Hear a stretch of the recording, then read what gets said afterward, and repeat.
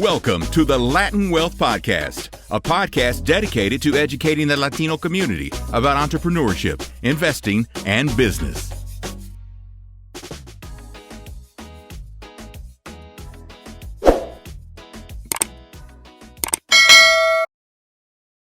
What's going on, guys? This is Wealth Wednesday with, Latin Wealth, man. This has been a phenomenal week. Yeah, I'm solo today. I know you guys are used to having Chris with the smiles and the, full of energy and the abundance of energy and the love, man. You guys are gonna be stuck with me today. Chris is took a step out. There's nothing against obviously anything that my brother does. Everybody needs a break. Everybody has to have time away to recharge. So stepping in, hopefully you guys don't mind too much, man. I definitely appreciate everybody that's watching, appreciate everybody that shares and has subscribed to Latin Wealth and especially Wealth Wednesdays. And of course, we got the great session with Los that comes in on Friday. A lot of big things coming on, man. A lot of good interviews, a lot of good new show ideas, but a lot of things in the works, man, for Latin Wealth. And so appreciate you being here with Wealth Wednesday. Okay, guys, let's get into it. Today, we are going to discuss Latin American GDPs, man. So, what does it play into the everyday life of a person that lives in some of these countries in Latin America, specifically Argentina and Brazil, who we know are two South American powerhouses? So, we want to get into that, talk about the way that it's affecting the citizens, possibly, and then just the mindset of how they're running their countries and the difference between the two. Not to say one's wrong or one's right, but we'll examine that. And then also, we're discussing, hey, man, did you know that there's maybe gold beneath El Salvador? So we're always talking about Bukele, President Bukele, and we're talking about how intelligent he is.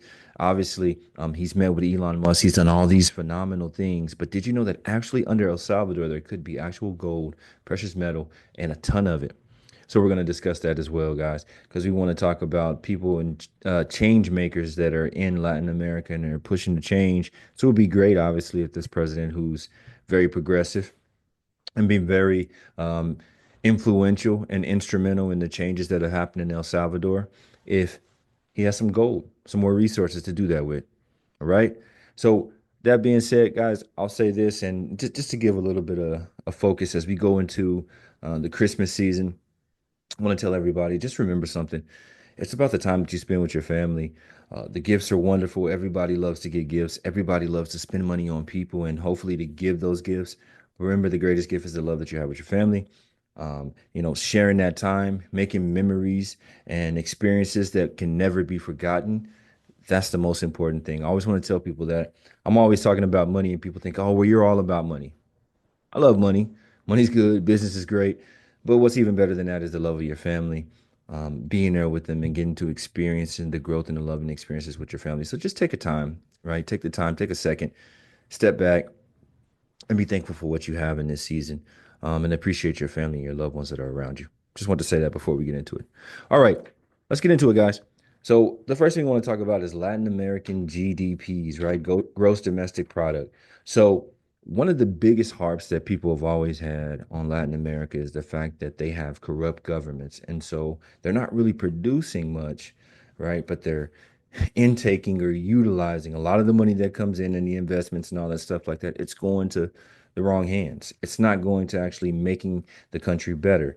Um, I mean, in particular, I was looking at there was Latin metrics, which um, we'll make sure that we have the link here for you to go and check that out, that graphic.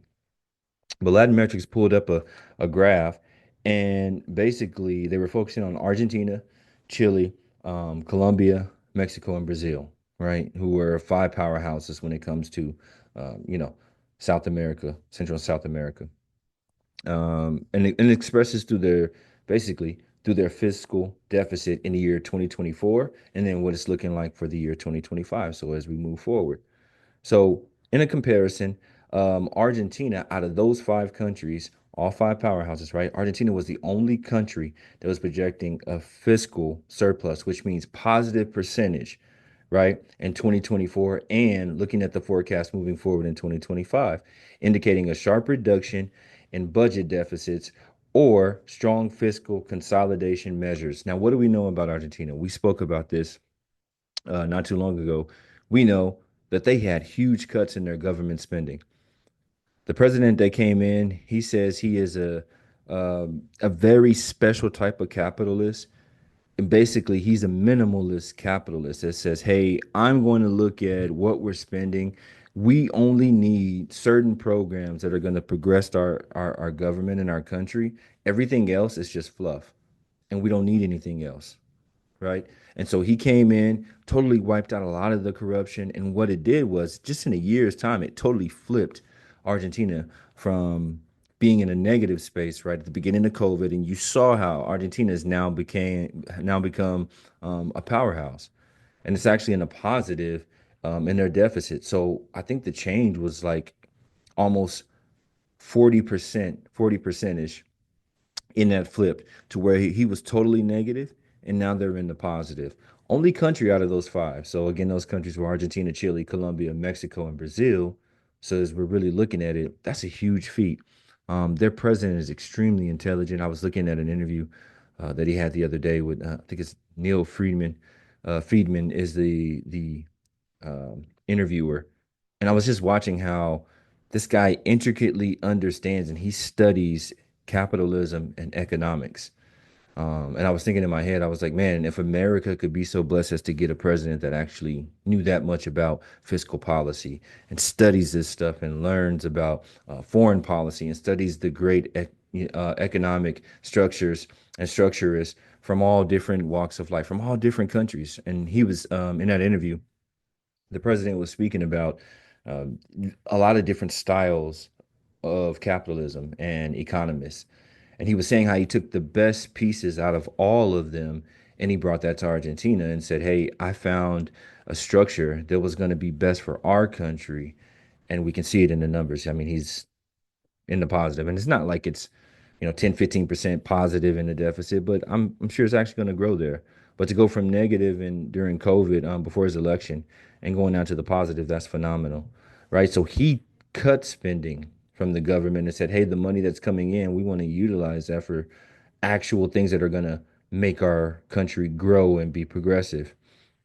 Brazil, on the other hand, displays a significant fiscal deficit with no signs of improvement or reduction between 24 and 25, reflecting continued government spending or insufficient fiscal restraint. Now, here's what's crazy.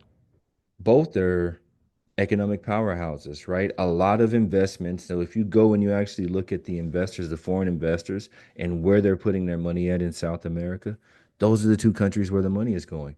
And so it kind of makes you think like, are there some type of kickbacks that are coming from Brazil? How are they still having these huge inflows of money into their country when clearly, if you look at their the fiscal deficit, it's huge and it just continues to grow. And so what that says is to me is I'm sitting, I'm thinking like, is there something that we don't know, or is it that maybe Brazil is to the deficit because in that country they have more people that are more innovative, right? So there's more money that's going into research and development or new technology. And so it may look like on the outside, they're not putting money in the right place. And I'm sure there's corruption everywhere. There's corruption in every government. But maybe the money that's coming in is going toward things that are innovative. And so it's actually progressing the country, but it just takes time for these things to be implemented and be seen, right? Or filtered or trickled down into the rest of the society. But there has to be a reason why a massive amount of money is coming into Brazil. This is other than agriculture. We understand Brazil obviously is a huge country, has immense amount of diversity when it comes to zoological life, flora and fauna, right? The flowers and the animals and all that stuff like that. So great place as far as agriculturally, medicines, right? Pharmaceutical things that are made out of flowers and things come from the Amazon. So a lot of money coming from that. That makes sense. But then I think also tech wise, you're starting to have a tech revolution inside of Brazil as well. I was reading up, and there was some crypto people that were setting up some things in Brazil, and they were saying how the agriculture and you could basically base or leverage Bitcoin and a lot of different changes and things that were coming to Brazil. So I think maybe some of those numbers, or maybe half of it, or maybe a little bit more, is that high, that deficit's that high because they're spending money on things that are progressive, some technology, right? And so when you look at Argentina and you look at Brazil, between the two of them, which one is right? Well, they both are, right? It's not one or the other because different countries have different resources, different countries have different thought processes, different demographics of people, right? Maybe Brazil has a younger population, and so maybe they're investing more into things that are going to yield higher in the future, whereas Argentina, their workforce or their demographic may be a little bit older. And so you have to make changes or things now to be able to utilize, right, or to optimize your population that's in your country. So these are just some things that people have to think about. We're always in comparison mode. We're always trying to see what's best for this, what's best for that. And sometimes it doesn't work like that. Sometimes they're both yeses, right? Sometimes the economic systems or the decisions that are made for a specific country work good for that specific country, but you couldn't take them and replicate them anywhere else because it wouldn't work, right? And so you guys let me know what you think in the comments. Let me know what you think about. Go read up about it, Argentina. Or like I said, we're gonna drop the link, but go read up, look at the metrics, and see what you think. All right, we're always open to hear what you guys' comments are, what your thoughts or feelings or opinions are on what we're posting.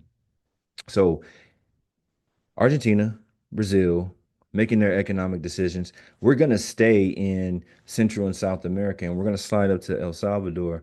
We've done several stories about Bukele, and we've had the conversations, and we said, hey, man, really look up to this guy. He's making some dramatic changes. Obviously, since Bukele's become the president, you've had a phenomenal surge of economic interest and economic changes in El Salvador. He is the president that is investing a lot of the country's assets in Bitcoin.